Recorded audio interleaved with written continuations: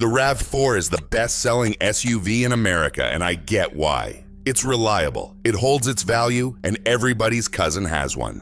But here's what 20-plus years of turning wrenches has taught me. When a vehicle gets this popular, the badge starts costing you money. Dealers know they can charge a premium because the name sells itself, and buyers pay it without ever cross-shopping. Meanwhile, sitting on the same lots, sometimes parked 3 spaces away, are SUVs built on the exact same bones, with better reliability numbers, lower repair costs, and price tags that make the RAV4 look overpriced. I'm not talking about compromises. I'm talking about smarter buys. Today I'm counting down 3 of them, and I'm going deepest on number 1, because it might be the single most overlooked SUV in America right now. Let's get into it.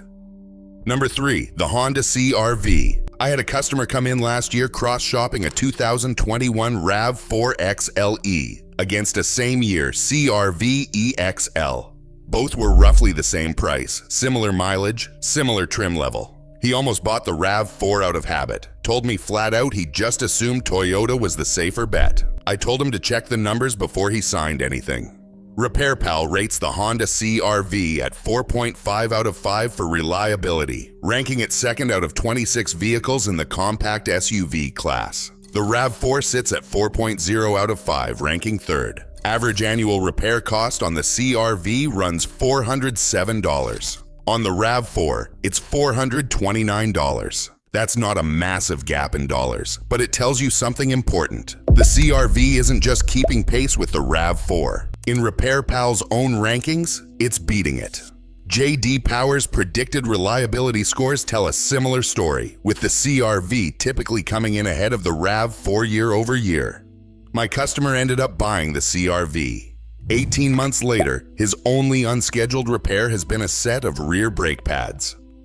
Under the hood, Honda's 1.5-liter turbocharged 4-cylinder, used across most CR-V trims since 2017, has proven itself as a genuinely durable engine once you stay on top of oil changes. Since turbocharged engines are less forgiving of extended intervals than the RAV4's naturally aspirated 4. The CVT transmission gets a bad reputation in some Honda products, but the CR-V's unit has held up well across high-mileage examples when the fluid gets serviced on schedule, something a lot of owners skip because CVT fluid isn't part of a basic oil change. When you're shopping a used CR-V, ask for the transmission fluid service history first. If it hasn't been touched by 60,000 miles, budget for it immediately. It's cheap insurance. Check for oil dilution issues on early 2017 to 2019 models in cold climates, a known issue Honda addressed with a software update, and make sure that update has been applied. Beyond that, you're looking at one of the most spacious cabins in the segment, genuinely comfortable seats, and a reliability track record that quietly outperforms the SUV everybody assumes is the safer choice. Number 2, the Mazda CX-5. If you want to see a genuinely funny reaction, tell someone their compact SUV shopping list should include a Mazda.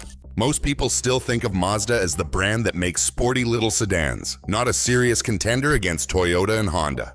That reputation is outdated, and it's costing shoppers real money. RepairPal currently rates the Mazda CX-5 at 4.5 out of 5, ranking it number 1 out of 26 vehicles in its class, ahead of both the CR-V and the RAV4. Average annual repair cost sits at $447, and CX-5 owners bring their vehicles in for unscheduled repairs, an average of just 0.3 times a year, below the class average of 0.4. J.D. Power has scored recent CX-5 model years in the low to mid-80s, out of 100 for predicted quality and reliability, putting it in the same territory as the vehicles everyone assumes are automatically more dependable. I had a customer, a nurse who drives 40 minutes each way to the hospital, trade in an aging Ford Escape for a 2021 CX-5 Grand Touring.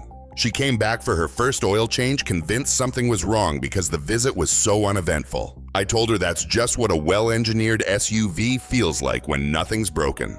The CX-5 uses a naturally aspirated 4-cylinder in most trims, either a 2.5-liter or the optional 2.5-liter turbo on higher trims paired with a conventional 6-speed automatic. No CVT, no dual clutch, no experimental gearbox. It's a simple, proven layout that Mazda has refined over more than a decade of production.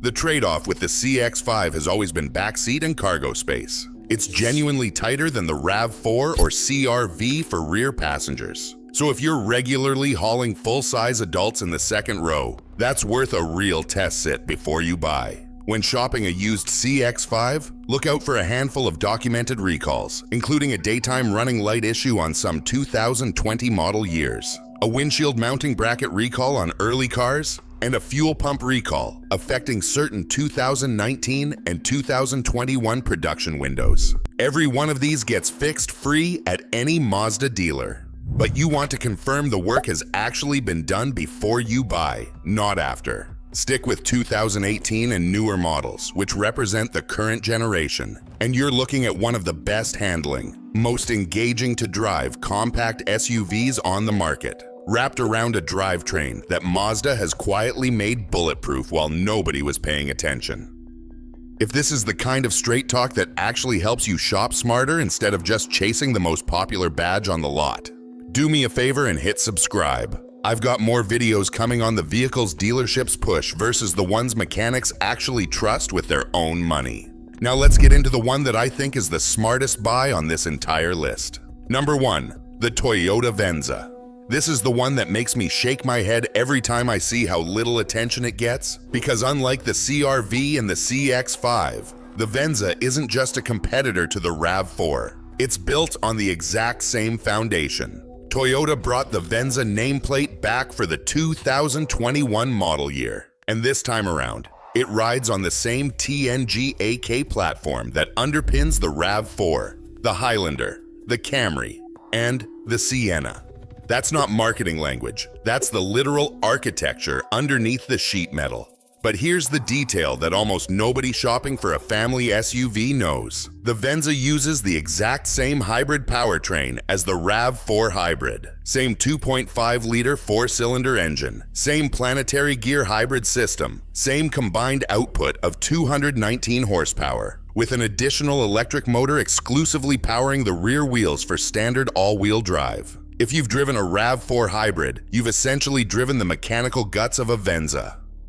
The difference is everything Toyota built around that shared foundation. I had a retired couple come into my shop trying to decide between a RAV4 Hybrid Limited and a similarly priced Venza Limited. They'd found at a Toyota dealer 2 towns over. They assumed the RAV4 had to be the smarter buy because it's the name everyone recognizes. I told them to go drive both back to back before deciding anything. They came back and bought the Venza. The cabin uses noticeably more sound deadening than the RAV4. So road noise and wind noise are meaningfully lower at highway speed. The interior finish leans closer to what you'd expect from a Lexus than a mainstream Toyota, with softer materials and a more upscale dashboard layout. Every Venza comes standard with all-wheel drive and Toyota Safety Sense, the same suite of driver assistance features you'd pay extra for on lower RAV4 trims. And because the Venza sells in far lower volume, most shoppers have never heard of it, which means less competition for the same used inventory and in a lot of markets, a lower asking price than a comparably equipped RAV4 hybrid with similar mileage. Reliability-wise, you're inheriting the same drivetrain DNA that's made the RAV4 hybrid one of the more dependable vehicles on the road, since the mechanical components underneath are functionally the same parts bin. Fuel economy lands right around 39 to 40 miles per gallon combined, matching the RAV4 hybrid almost exactly. The trade-offs are real and worth knowing before you shop. The Venza has noticeably less rear legroom than the RAV4, around 3 inches less by Toyota's own published specs, which matters if you're regularly seating taller adults in the back. Cargo space is also smaller behind the rear seats because of that sloped, stylish roofline. So if you're someone who needs to haul bulky gear or camping equipment, the RAV4's boxier shape is going to serve you better. And there's no plug-in hybrid Venza Prime, so if you wanted RAV4 Prime level electric-only range, that option doesn't exist here. When you're shopping for a used Venza, the inspection checklist mirrors what you'd check on any RAV4 hybrid. Confirm the 12-volt auxiliary battery has been tested, since hybrid systems are more sensitive to a weak accessory battery than a normal gas engine.